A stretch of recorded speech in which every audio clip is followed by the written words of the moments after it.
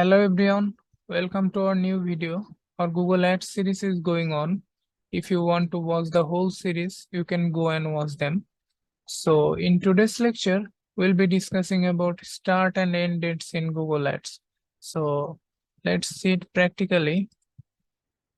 Okay, so in Google Ads dashboard, we have an option called start and end dates. Okay, so we can see here start date and end dates. So in start date, it is taking by default today's date, like 5th of April 2023.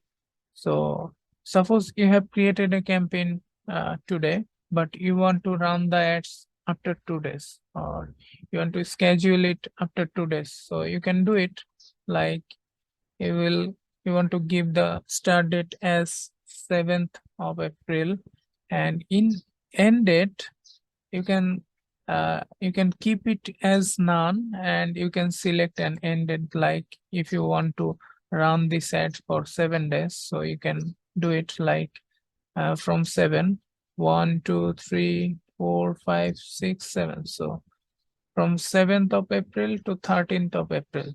Okay, so you can customize it as per your requirements, but if you want an opinion from me, but most of the cases I don't select the end date. I keep it as none. Okay, so hopefully you have a clear understanding on it. So yeah, that's it for this video. If you like our video, you can subscribe our channel, like our Facebook page. Okay, you have a good day. Bye bye.